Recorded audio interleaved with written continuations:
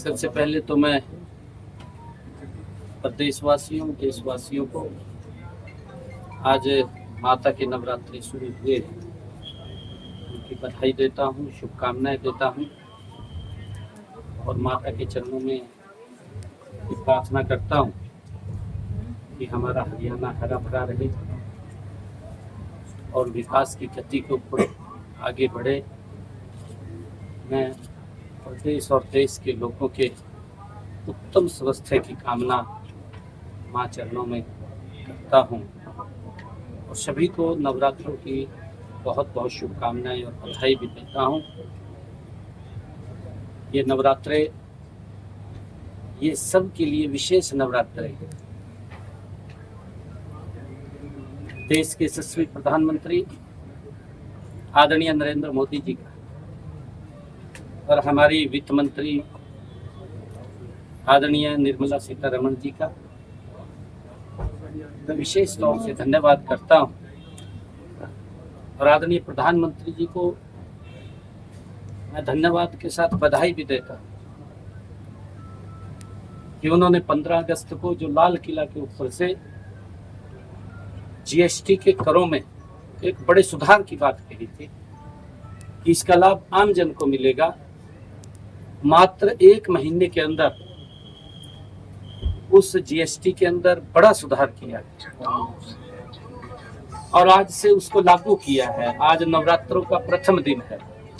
आज से नवरात्रि शुरू हो रहे हैं। हर घर में खुशियां आए, आदरणीय प्रधानमंत्री जी की सोच है।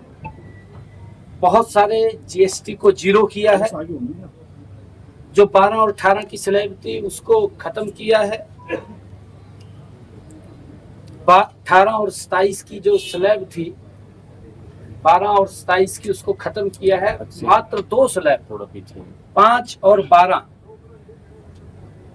18 की वो स्लैब रखी है कि उसके अंदर बहुत सारे ऐसे प्रोडक्ट हैं जो आम व्यक्ति को दैनिक उपयोग में वो काम आते हैं। उनके ऊपर कहीं पे जीएसटी जीरो किया है। हमारे जो एग्रीकल्चर के प्रोडक्ट भी थे उनके ऊपर भी जीएसटी कम किया है। कहीं के ऊपर 5% किया है, कहीं के ऊपर उसको 18% की स्लैब में रखा है। बहुत सारा बड़ा सुधार इसके अंदर किया है।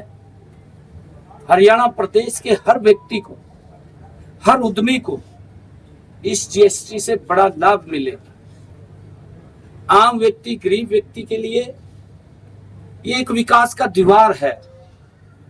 आदरणीय मोदी जी ने जिसको खोला है, जो इसके अंदर बड़ा सुधार किया है, हर परिवार को, हर व्यक्ति को इन त्योहारों के पर्व पर कोई भी वो सामान परचेज करेंगे उसके अंदर उनको जीएसटी में एक बड़ा लाभ तो मिलेगा।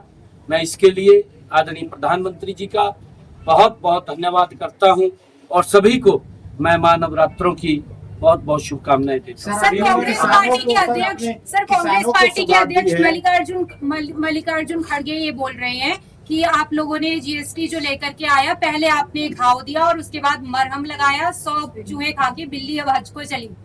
और ममता बनर्जी भी बोल रही है केंद्र अब क्रेडिट ना ले। आपका जवाब? देखिए, क्योंकि विपक्ष के पास मुद्दा नहीं है। उनके समय में क्या हालात होते थे। इंस्पेक्टरी राज कांग्रेस के समय में था और इंस्पेक्टर चला जाता था किसी की दुकान पर, किसी के उद्योग में, कपड़े उतार लेता था। ये इंस्पेक्टरी राज था। तब भी खड़गे साहब थे, आंखें बंद थी, आंखें तो खुली नहीं थी। और अब उनको ये इस प्रकार की बातें दिखाई दे रही हैं जब मोदी जी ने बड़ा सुधार किया है और कहा है। अगर हम हरियाणा की बात करें, हरियाणा स्टेट के अंदर लगभग 4000 करोड़ रुपए का हमारा जीएसटी कम हुआ है। ये आम व्यक्ति तक, गरीब व्यक्ति तक ये लाभ पहुंचेगा। खड़गे साहब को तो, कांग्रेस को तो हर चीज में राजनीति नजर आती है। एवं ममता बनर्जी का भी वहां सुपड़ा साफ हो रहा। कांग्रेस नु कोई पूछ नहीं रहा, हाजिरी तो लगवानी है, हाजिरी तो लगवाएंगे। सर, किसानों की बात करें सर, धान खरीद आज से शुरू हो रही है, गेहूं के बीज पर भी सब्सिडी आपने बढ़ा दी है, किसानों के लिए भी सर जीएसटी का फायदा भी किसानों को ट्रेड। हाँ देखिए, हमने बीज के ऊपर सब्सिडी दी है और आज धान की भी परचेज शुरू हो गई है। नवरात्रों का पहला दिन है और जीएसटी का भी लाभ हर व्यक्ति को मिल रहा है। ये मोदी देश को विकसित राष्ट्र बनाने में हर व्यक्ति का योगदान उसके अंदर हो, यह आदरणीय मोदी जी की सोच है और उसी को लेकर के आदरणीय प्रधानमंत्री जी इतने बड़े सुधार कर रहे हैं। आज देश विकसित राष्ट्र की तरफ गति से बढ़ रहा है।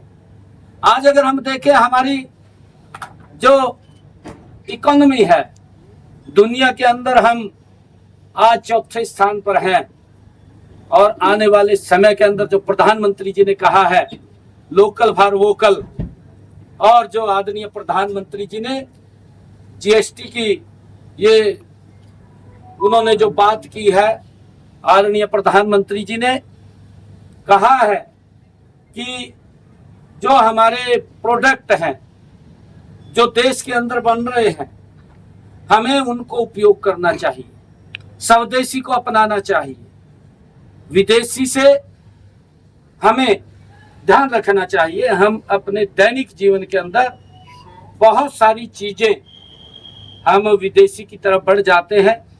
हमें ये संकल्प लेकर के स्वदेशी वस्तुओं का उपयोग करें, स्वदेशी को ही बढ़ावा दें, हम लोकल प्रोडक्ट को ही उपयोग करें, ताकि ये भारत गति से विकसित राष्ट्र की तरफ तो बढ़ रहा है, परंतु दुनिया की ये तीसरी इकोनॉमी भी स्वदेशी से सर, आम आदमी रोटी कपड़ा मकान मांगता है मंदिर में। आम आदमी रोटी कपड़ा मकान मांगता है मंदिर में, एक सीएम क्या मांगता है अपने लिए?